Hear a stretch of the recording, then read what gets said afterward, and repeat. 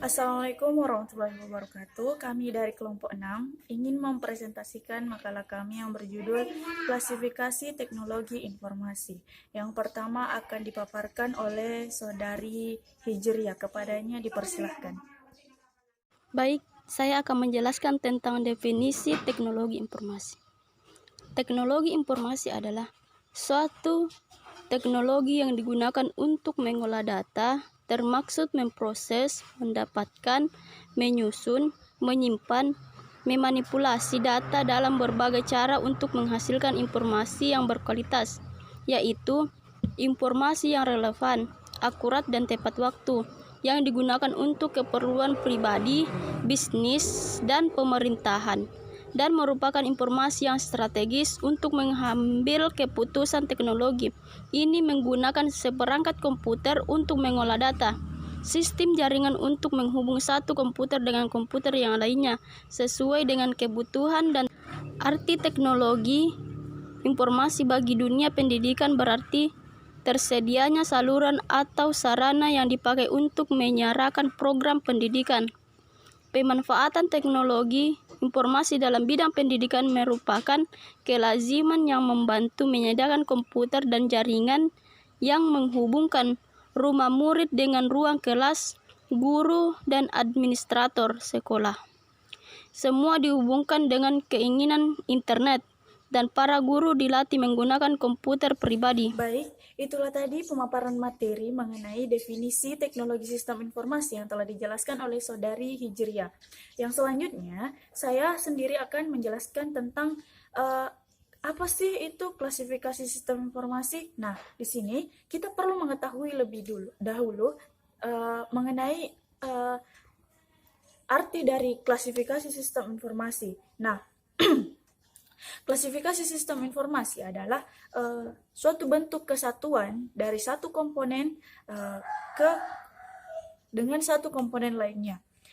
Karena tujuan dari sistem tersebut memiliki akhir yang berbeda, tujuan yang berbeda untuk setiap sistem tersebut, sehingga sistem tersebut dapat diklasifikasi atas beberapa sistem.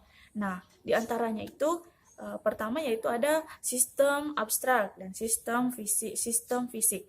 Kedua, sistem deterministik dengan sistem probabilistik.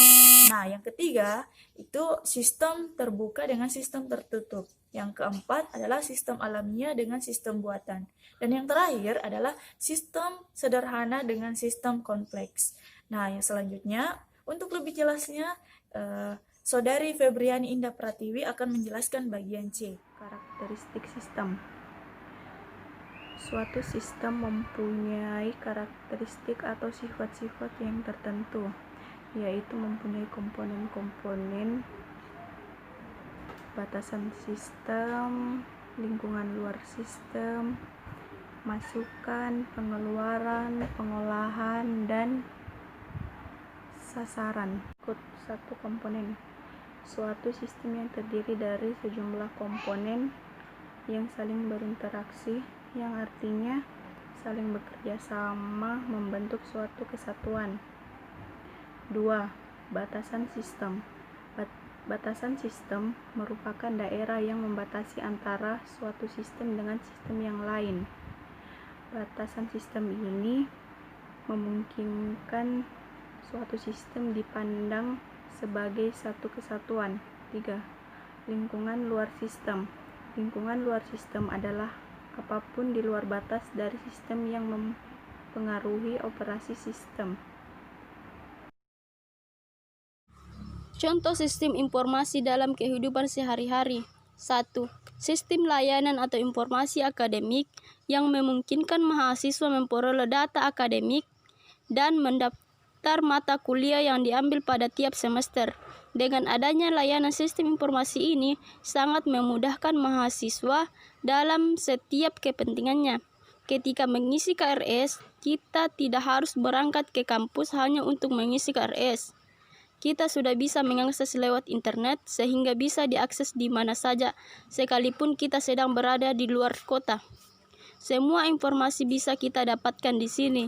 Mulai dari rekap nilai, kita dapat dalam setiap semester, kemudian pendaftaran seperti KKN dan wisuda. Yang kedua, sistem pemesanan tiket secara online. Misalnya, pemesanan tiket kereta atau pesawat melalui sistem informasi ini, kita tidak perlu lagi datang ke antri di loket untuk membeli tiket. Cukup dengan membuka internet dan kemudian melakukan transaksi untuk pemesanan tiket yang diperlukan, sehingga menghemat waktu dan tenaga. Dampak negatif: munculnya para penipu yang memanfaatkan internet, munculnya budaya plagiarisme, dengan mudahnya informasi dicetak ulang tanpa izin dari pemberi informasi atau tanpa penulis sumbernya. Hal ini sudah biasa kita sebut kopas, copy paste. Munculnya pornografi atau konten-konten dewasa. Menurut saya, hal ini sangat tidak masalah dipandang dari segi konten dewasa. Namun yang menjadi sisi negatifnya adalah dengan mudahnya pornografi atau konten dewasa diakses anak-anak di bawah umur. Munculnya pencurian dengan mengambil atau menghack. Mungkin ini merupakan kesenangan atau kelebihan ilmu si pencuri. Namun, tetap saja pencurian tidak bisa dibenarkan. Baik, itulah pemaparan materi dari kelompok 6 yang berjudul Klasifikasi Teknologi Informasi. Saya rasa cukup sekian dan terima kasih. Assalamualaikum warahmatullahi wabarakatuh.